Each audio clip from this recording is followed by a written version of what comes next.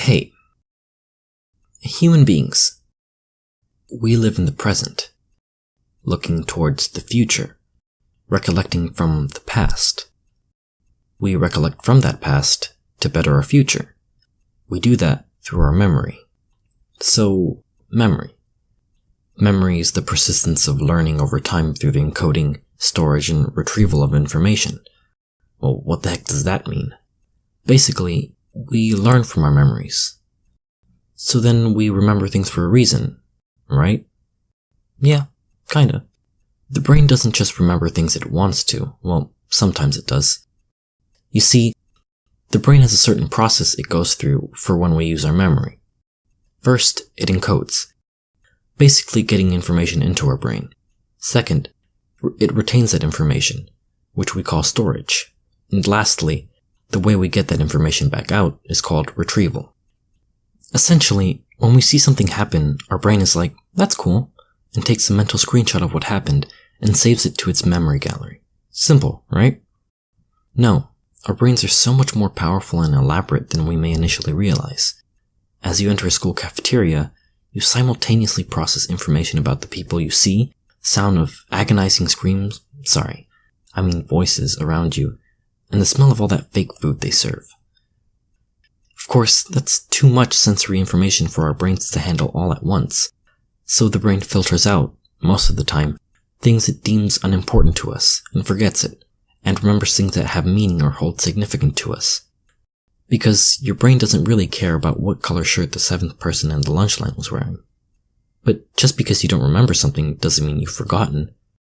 It could very well be stored in your unconscious memory.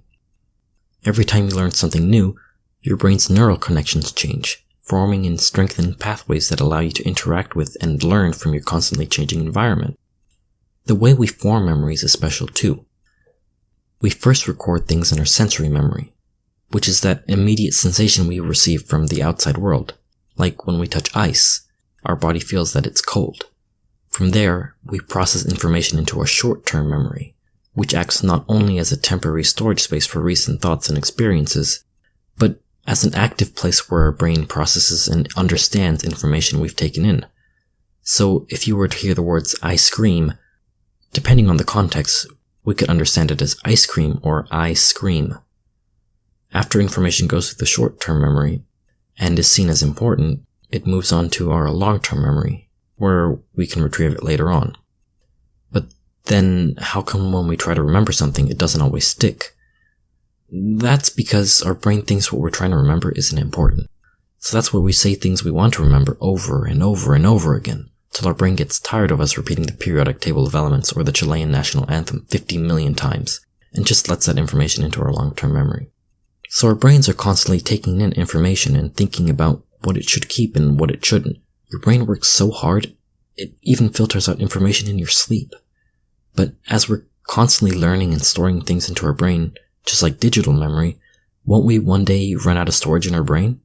No, actually, our brains appear to be able to hold an unlimited number of memories for an indefinite amount of time. The more and more you think about a memory, the more you'll remember it. Funny how that works. You remember something to remember it better. So if you want to forget something, by that logic, don't remember it then. So in that case, you should be careful what you do in your life. You could end up doing something you regret and remembering it forever. Just like that one time you know what? Forget it.